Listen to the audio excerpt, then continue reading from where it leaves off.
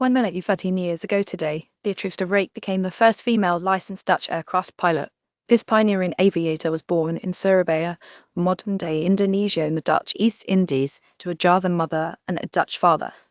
In the Netherlands, she was the first Dutch woman to drive a German automobile, but she found the car was too slow for her, so she bought an NSU motorbike instead, forfeited her inheritance, and left for Paris. Read how she got her wings. 1911 Beatrix de Rijk pub domain near Reims. She took flying lessons at the Hamriet School, paying 2,000 francs to the brothers Ren and Marcel Hamriet, who built their own airplanes. She later described the Hamriet machine she flew in as no more than some slats with a lot of tension wires, some aeroplane dust and a weak little engine, with a threatening fuel tank above her head. She passed her first 100-meter altitude flying exam on September 8th, and on October 6th she received pilot license No.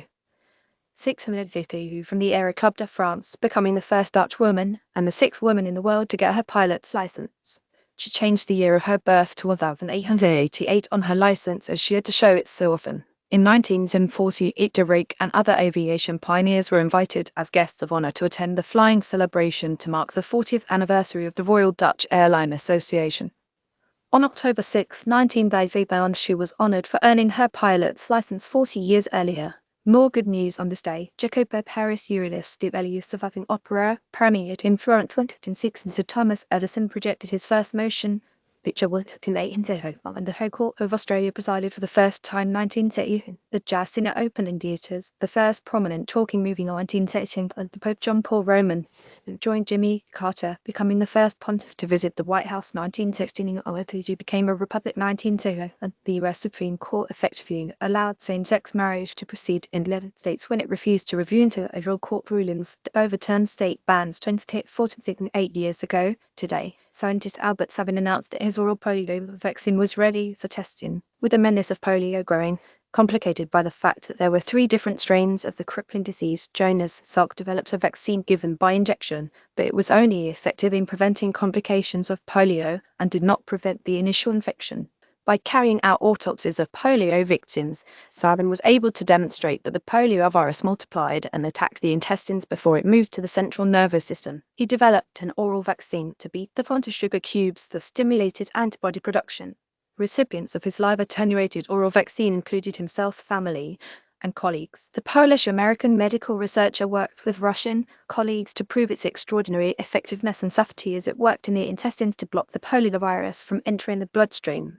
In the next 5 years, the oral vaccine was tested on at least 100 million people in the USSR, parts of Eastern Europe, Singapore, Mexico, and the Netherlands. In April 1960, the sugar cubes dived into polio strains were given to 1,000 infants in Cincinnati children, and the mass immunization effectively eradicated polio in the Ohio city. The USSR sent millions of doses of the American oral vaccine to places suffering from terrible polio epidemics, such as Japan, where children were becoming paralyzed and sometimes losing the ability to breathe on their own. Sabin's vaccine soon became the predominant method of vaccination in the US over the next 3 decades, breaking the chain of transmission and allowing for the possibility of eradication. Sabin, who also developed vaccines against encephalitis and dengue, refused to patent his polio vaccine, so its low cost would ensure widespread vaccination, and he never gained a penny. He was awarded the Presidential Medal of Freedom while continuing to live on his salary as a professor. 1980, a photo by Roderick Hines, his license next to Vinod poster win 35 years ago today. The Moulin Rouge Cabaret opened for the first time in Paris. Birthplace of the high-stepping and scandalous dance for the times, the venue still entertains tourists today. 60 dancers from a dozen different countries perform in 2 shows every evening on the spot that is still known for its roof with the Moulin Rouge on top of the windmill. The world-renowned Paris Cabaret, which was featured in a 2001 Oscar-nominated film with Nicole Kidman and Ewan McGregor, entertains 600,000 audience members each year. 1889, 400 years ago today, Matteo Ricci was born. Leader of the Jesuit missionaries in China, and Ricci's interfaith dialogue resulted in the first Confucian works to be published in Latin, the first Chinese-Portuguese dictionary, and the first introduction to the Imperial Chinese Court of the existence of the New World. Ricci established the Cathedral of the Immaculate Conception in Beijing, the oldest in the city. Matteo's path through China from Macau to Beijing. In 1583, Rixai and his colleague Ruggieri settled in Jeoking at the invitation of the governor of Wangpan, who had heard of Rixai's skill as a mathematician and cartographer. In 1584, Rixai composed the first European-style world map in Chinese called Daying Quantu Chinese Complete Map of the Great Worlds. No prints of the 1584 map are known to exist. In 1562, however, he expanded his work greatly into Kanyu Wanguro Quantum. The map includes images and annotations describing different regions of the world.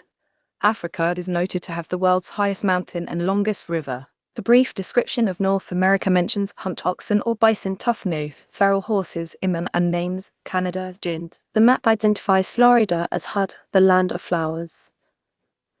Several Central and South American places are named, including Guatemala, Wdemel, Yucatan, Yucatan, and Chile, said H.L. Thai Bin Jiang, first secretary for cultural affairs at the Chinese